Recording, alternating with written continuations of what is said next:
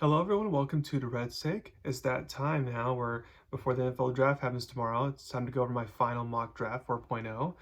Now, keep in mind, once again, I do not project trades, so this is just all as is. Let's get started. Number one, obviously, Caleb Williams, USC. Number two, Washington. It's between Jane Dales and Drake May, but I feel like it's going to be Jane Dales. Cliff Kingsbury likes to work with mobile running quarterbacks. He had that Kyler Murray in Arizona. I feel like he's going to like working with Jane Daniels. Um, and number three, New England. Now, they preferably like to trade back and get picks because they have a bunch of needs for the team. But again, if they're just staying here, then I feel like they're going to take a quarterback. And in that case, I feel like they would take Drake May from UNC. Number four, Arizona. They obviously have a bunch of needs, but clear one's a reliable number one wide receiver. So I feel like they're going to draft Marvin Harrison Jr. from Ohio State. Number five, Chargers. Now they need a wide receiver here, but because it's a deep wide receiver class, and there's a receiver that is a second or third round that's from Michigan, I think Jim Harbaugh is just going to kind of save his receiver pick for him, and therefore focus on the O line. I feel like he's going to draft Joe Alt, the tackle from Notre Dame. Number six, you get the New York Giants. I have them draft. Now, of course, I feel like they're either going to receive here or they're going to go quarterback to get a Daniel Jones replacement. But in the end, I feel like they don't. Typical Giants franchise doesn't really show a lot of riskiness and splashing else. That they usually just like to focus on what they need, and what they need is receivers. So I have them taking Malik Neighbors, wide receiver from LSU. Number seven, Tennessee. Um, I have. They can go receiver or tackle here. Either or is a fine option because they need both. But I'm gonna have them take tackle Talisa Fuga from Morgan State. Number eight, Atlanta. I have them taking pass rusher Dallas Turner from Alabama because they need pass rushers. Nine, Chicago. Now they, of course, can go multiple different directions here, but there's a lot of talks they want to add another weapon for Caleb Williams, even though they already got Keenan Allen free agency, already have DJ Moore. They want to get like a number three wide receiver, so therefore I have them taking Rome Odunze from Washington. And then number 10, the New York Jets. Now, of course, they can go tight end, receiver, or tackle, either or. I'm going to have them focus on tackle, though, because to rely on Tyron Smith playing all 17 games is not realistic. So they kind of need a good backup there. So I've been taking Olume Fashanu from Penn State. Number 11, Minnesota. I have them taking quarterback J.J. McCarthy from Michigan. Number 12, Denver. Now, a lot of people think that would be Bo Nix from Oregon, but I feel like Bo Nix and then Michael Penix Jr., because of his injury history, might slip down to the end of the first round, if not beginning of the second round, and therefore Denver may feel like they can get Bo Nix potentially later on in draft. Now, I think on draft day, I think they're probably going to trade down 5 or 6 spots and then draft Bo Nix. That's more of a realistic scenario. But since I don't project trades, this is just as is. I'm going to have them take the top corner in the draft, according to most people. I'm going to have them taking Terrion Arnold from Alabama. Number 13, Vegas. Now, they want Jane Dales if they can trade up 3 or 2 if he's available. But assuming that doesn't happen, they could take a Bo Nix or Michael Penix Jr., but I feel like the odds are they're rather just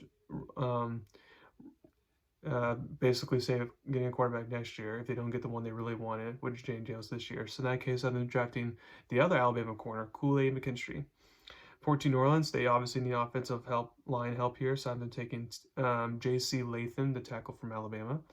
15, Indianapolis, they can go multiple different directions here, but I know they really like tight end Brock Bowers here from Georgia, and I feel like that's who they're going to get there to give another weapon for Anthony Richardson there.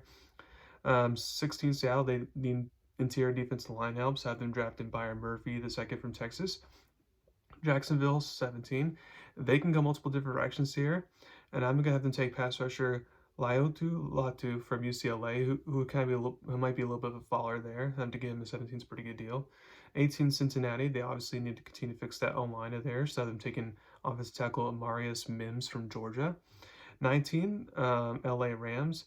Now, they definitely need defensive help, whether it's a defensive tackle to try to replace Aaron Donald or a pass rusher. Both things are desperately needed, and I can see them going that route. But I'm going to have them focusing on getting left tackle right and trying to officially fix that O-line to make it good enough for Matt Stafford there. So I've been taking Tyler Guyton, the tackle from Oklahoma. Number 20, Pittsburgh. Since they traded Deontay Johnson away, they can use a receiver. So I'm taking Brian Thomas Jr., the receiver from LSU. 21, Miami. I still have them doing the same thing here. Them taking the offense tackle slash guard Troy Fatuanu from Washington because they need offensive line help. 22, Philadelphia. Now I heard they desperately want one of the good corners in this draft. So I'm taking Quinyon Mitchell from Toledo. Number 23, Minnesota. I'm gonna have them take defensive end Jared versus Florida State, who's kind of one of those potential picks that kind of falls deep into the draft. And the team like Minnesota benefits from it. 24, Dallas. Now they can go wide receiver, they can go defensive tackle, they can go offensive line, they can even go quarterback. They have a bunch of different needs here. Since they don't have a lot of top picks, I feel like they're going to focus on what they need most, which is offensive line. But instead of a tackle here, I'm going to have them take offense guard or slash center Graham Barton from Duke, especially with their starting center going to Washington. And if Tyler Smith potentially has to move over to left tackle to replace Tyron Smith, then they definitely need to fill that guard center hole there. So I have them taking him if he's there. And 25, Green Bay, I have them taking defense tackle Jazon Newton from Illinois, since they can use a more interior defensive line help there. And 26, Tampa Bay, I have them taking quarterback Cooper DeJean from Iowa because they're losing a lot of defense starters, and quarterback's a pretty good place to start there, especially since it's a nice cornerback deep class as far as defense goes. 27, Arizona, I have them taking defense tackle Darius Robinson from Missouri because they definitely need to work on their defensive line there. 28, Buffalo, they obviously need a receiver to play Stephon Diggs, so I'm going to have them take Keon Coleman, the receiver from Florida State. 29, Detroit, they obviously need to work on their secondary because that was one of the only weaknesses of the team. So I have them taking cornerback Nate Wiggins from Clemson. 30, Baltimore, because they lost two offensive linemen, two tackles this offseason, I feel like they're going to draft the offensive tackle here, and I have them drafting Jordan Morgan, the tackle from Arizona. 31, San Francisco. In my mind, they're either going to draft offensive line here, or they're going to go like a cornerback or something like that. But knowing Kyle Shanahan, they're going to focus on offense, try to make things as great for Brock Purdy as possible, especially with all the offensive pieces they might lose eventually down the line here. So I'm going to have to focus on the O-line here, and I'm going to have them draft offensive tackle Kingsley Suamataia from BYU. And then last but not least, Kansas City. They can go offensive tackle, or they can go wide receiver here, either or. I'm going to have them take Xavier Worthy, the speedster from Texas. Now, a lot of people think, oh, he's just fast, but is he really good? Well, my thing is, the Chiefs had Tyreek Hill, and Andy Reid in his brilliance was able to make it, work with Tyreek Hill and eventually make him, an all-pro type of wide receiver. Not saying he will necessarily make Xavier Worthy an all-pro, but I feel like he knows how to work with speedster wide receivers like that. So I feel like he can scheme up to make Xavier Worthy work. Because, like I said, he's the fastest receiver in the draft, and I feel like Andy Reid could use a good weapon there. Or I can see them, if they really want to, they could easily trade out the first round since that's the last pick in the first round, and there's not really a person that desperately needs to be drafted in the first round. All of them can really be drafted in the second round, like Xavier Worthy, for example.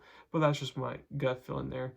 Now, just watch out for all the rumors you're getting in the last 24 hours. Even I've been seeing all week. There's a lot of rumors. It's like, okay, yeah, that's just false. That's just typical, like hype draft day type of rumors there. So it'll be interesting to see what actually happens on the NFL draft.